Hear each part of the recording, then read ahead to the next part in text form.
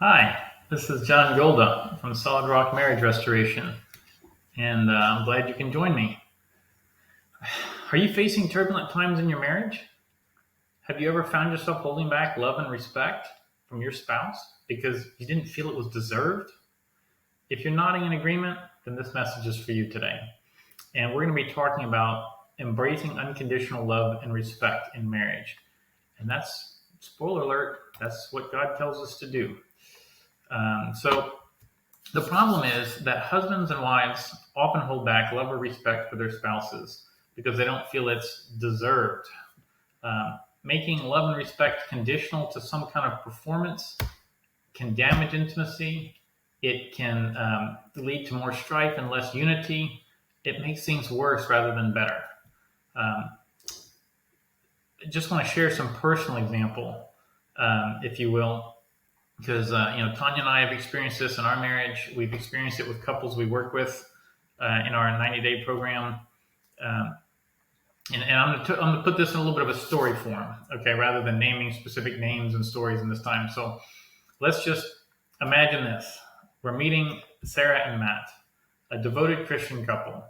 Their love once burned brightly. Over time, they began to withhold the very love and respect that bound them together. The relationship started to unravel. You can imagine how that feels. They held back the precious gifts of love and respect. Okay, we're convinced they shouldn't give them. They should be earned. Sarah's eyes, once filled with admiration for Matt, now bore marks of disappointment. She longed for him to take the lead and be the man she had married. Matt, on the other hand, felt the sting of the lack of respect, the respect that Sarah was withholding from him. It was like a dagger in his heart. He withdrew, his love growing colder with each day. So their marriage had become a battlefield of unspoken emotions with love and respect locked away behind heavy gates and conditional affection. The warmth they once shared that came naturally now is icy silence. So maybe that's a little bit of a dramatic way to tell the story. But when a wife chooses to make respecting her husband conditional, it sets up a behavior in marriage that tears down the relationship rather than building it up. The same is true for a husband who decides to withhold love from his wife. When you hold back love and respect, it's very damaging. It's not strengthening to the relationship. A husband who doesn't show love to his wife creates a situation in which she is less likely to show love.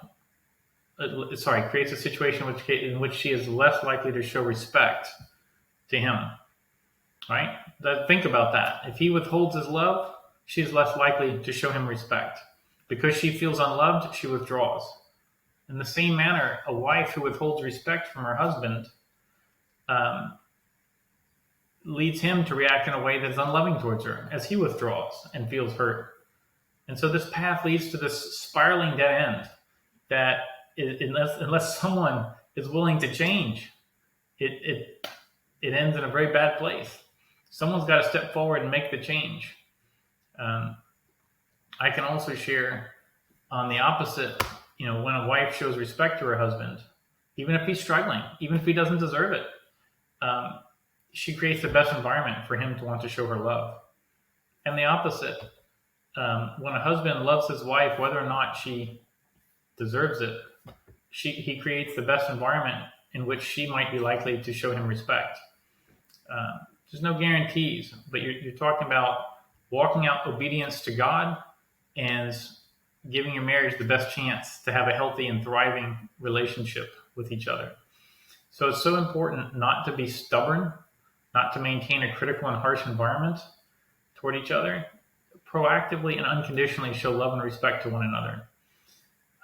It will create the best environment for your marriage to thrive and for love and intimacy to flourish. And yes, for those of you who are thinking, well, wife should love her husband as well. Yes, of course. And a husband should respect his wife. Yes. But I think biblically speaking, and I think from observing human nature, men respond on a much higher level, a more fundamental level to respect, and women to love. And that's why I believe God emphasizes that in the scriptures and why it's so effective and so important to emphasize that. Said another way, if I had to choose between, as a man, if I had to choose between being loved or being respected, I would choose being respected, because if I wasn't respected, I wouldn't feel loved anyway. Whereas my wife, Tanya, would choose to feel loved. And so there's just fundamental differences in how we would prioritize those experiences. So there is a solution. I've already obviously gotten into some of it. People are generally very quick to agree with unconditional love, but they often hold respect back until they perceive it's deserved. And this can be damaging. And so I want to actually explore some scriptures and implications. So Ephesians 5:33, nevertheless, as for you individually, each husband is to love his own wife, the same as himself, and the wife must see to it she respects her husband.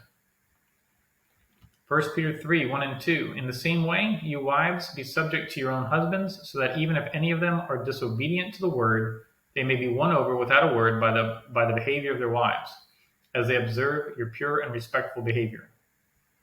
And 1 Peter 3:7, husbands in the same way treat your wives with consideration as a delicate vessel, and with honor as fellow heirs of the gracious gift of life, so your prayers will not be hindered.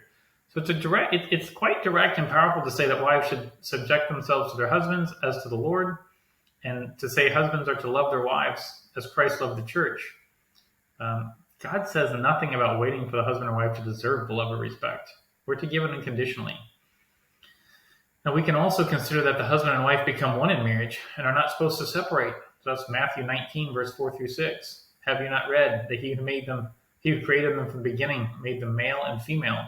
For this reason, a man shall leave his father and his mother and be joined to his wife, and the two shall become one flesh.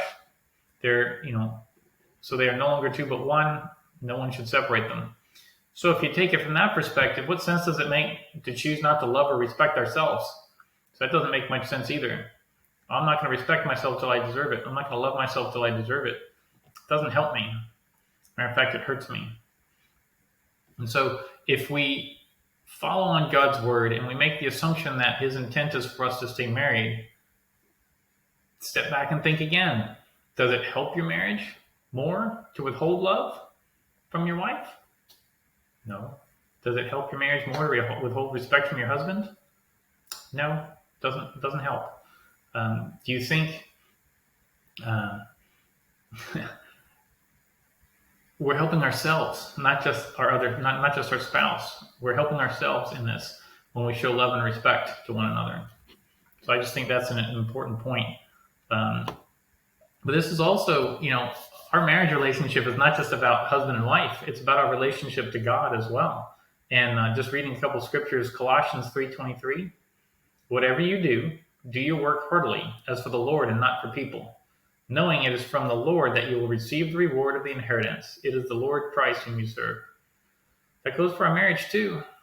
We're to live our marriage as unto Christ. And then Jeremiah 17:9, the heart is more deceitful than all else and is desperately sick. Who can understand it? We don't want to just follow our feelings. That's not a trustworthy guide. When we enter into marriage, as in other key parts of our life, we want to be living it for God, not just for ourselves. And so if we're choosing to live out God's model for marriage and how we fill our role as husband and wife, we got to do it his way. And don't let our attitude or our behavior, don't let the attitude or behavior of our spouse stop us from living out a loving and respectful relationship in our role. Don't wait for your husband or wife to deserve it to start living out your role in marriage the way God calls you to. We should live in obedience to God regardless of what our spouse is doing and whether or not, not let their behavior affect our obedience to God. So it's a different mindset, as it usually is when we dive into God's word, than what society at large sort of accepts. Don't let yourself be taken victim by the mindset that somehow your spouse's behavior should dictate how you will treat them. Rather, obey Christ, treat them as he calls you to treat them. And then it's up to them how they respond. But you're living out your life for God in obedience. And it gives you the best chance at creating a loving and respectful environment that will draw them back to you as well. So they'll reciprocate. So I will say this too. I am certainly glad that God loves me unconditionally. There are consequences when I disobey or when I'm rebellious, but He loves me unconditionally. And, it brings me back to Him when I've been struggling or feeling distant. Most of us parents will understand to a large degree loving our children unconditionally. I've heard some people say that, hey, I can love my kids unconditionally, but not my spouse. Why? Why not? They feel good about it, but we have to really explore that approach and don't fall trap for those deceptions. So a couple concepts I really want to focus on about love and respect. And I will say there's a great book by Egerich called Love and Respect. I really have found it to be very helpful and insightful. And these themes are also echoed in his book. Once again, I want to emphasize when men give love, it encourages women to show respect. When women give respect, it encourages men to show love. So that's kind of a cycle, if you will, that can be very helpful or very harmful. So, Egerich talks about 3 different cycles. One of them is the crazy cycle. I love his words, but the crazy cycle is when the husband reacts without love and the wife reacts without respect. And it's just a crazy cycle and just goes in the wrong direction. The energizing cycle, he calls it, is, his love motivates her respect, and her respect motivates his love. So it's this very positive spiral going in a good direction. And then the rewarded cycle is where you really want to get to, where it's like he's loving his wife regardless of what she's doing, and she's respecting him regardless of what he's doing. And so that's really kind of where you want to be. And so you want to avoid that trap of waiting until it's earned. That cycle can help you get to a really energized, positive marriage. If you don't sit there and wait for it to be earned, just start living it out the way God calls us to. So you can either, the way I like to think of it is, you can either let the cycle work for you or work against you. And so if you want to put the positive love and respect into that cycle, it's going to work for you. It's going to carry you forward. It's going to draw you and your spouse into a more positive place in your marriage. But if you decide to withhold the love and respect, it's just going to be like carrying something heavy uphill. You're going to have to overcome that to still have a thriving marriage, and it's much harder. So another concept in that book, I'll just say very quickly, I like the way he puts it: women see and hear in pink, men see and hear in blue. Meaning, if you haven't noticed it, men and women see things differently and perceive things differently than each other. And quite frankly, it requires a good bit of talent and practice to try and discern, or just good communication to be able to talk through differences. It's not just as simple as it may seem. So we can hear and see the same thing and come to a very different conclusion. Tanya may see something that is completely focused on relational aspects. If we might have gone to a family event or a holiday get together, and she's going to come home and be focused on the relational aspects of what was going on, and I might be much more focused on the logical aspects or the factual aspects of who said what, where were they, but she's picking up on all the emotions and the feelings and the meanings and what they really might have been feeling when they said this. And so we could see the same thing and come to 2 totally different conclusions. And so that's important to really remember and to know and to invest time to learn more about, so that you can really understand each other at a deeper level and communicate better and thrive, because it's hard to overcome when you see things totally differently, especially if you refuse to acknowledge it. And so the other thing I would just say, there's some specific areas that to focus on that Egerich covers in the book, which I think are very helpful. I'm not going to go into all the details here, but I will mention them. He spells out how to love your wife, and he spells the word couple C for closeness, O for openness, U for understanding, P for peacemaking, L for loyalty, and E for esteem. And I'm not going to take time right here to build out all those themes. He does that in his book. We do that we work with couples in our 90-day program to dive into that. For a husband, spelling respect he spells it out with an acronym, chairs. C for conquest, H for hierarchy, A for authority, I for insight, R for relationship, and S for sexuality. And, I'll leave you with at least the theme that it's very different for the husband and the wife. And so if you can start to understand each other on a deeper level, you're going to really see a difference in your relationship. Tanya and I have. So ready to revive your marriage? I hope so. And, if you can discover the power of love and respect and how that can impact and transform your marriage. And you can do that today just by practicing, by studying, by learning more. As you've journeyed through this heartfelt topic, I hope it's maybe profound is overstating it, but I hope it really sinks in the impact of unconditional love and respect as a Christian in a Christian marriage, and the emotional roller coaster that you can experience in failing relationships, the triumphant joy of overcoming challenges.